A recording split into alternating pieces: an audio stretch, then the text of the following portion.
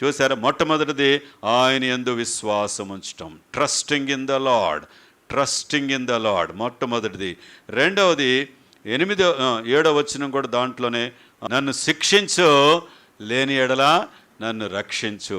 కాబట్టి దేవుని యొక్క తీర్పులకి అప్పగించుకుంటున్నాడు 8వ వచనంలో. మూడవదిగా 9వ వచనంలో, హృదయములను అంతరింద్రియములను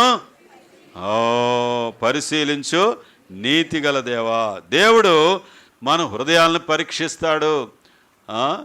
10వ వచనంలో చూడండి, 4వ విషయం 10వ వచనంలో, దుష్టుల చెడుతనము మాన్పుము, నీతిగల వారిని స్థిరపరచుము, యథార్థ హృదయాలను రక్షించు దేవుడే నా కేడమును మోయివాడై ఉన్నాడు. దేవుడే మనకు ఆశ్రయము, ప్రొటెక్ట్.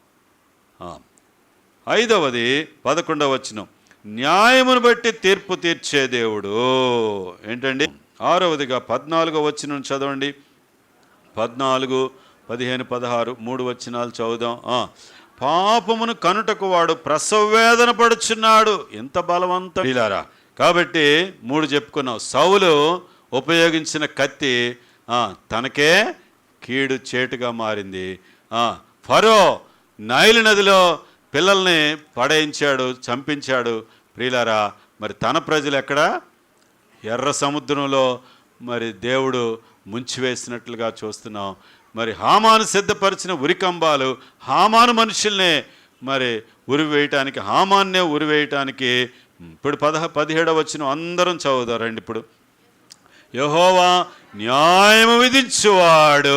చెప్పండి ఈ మాట అందరూ గట్టిగా చెప్పండి.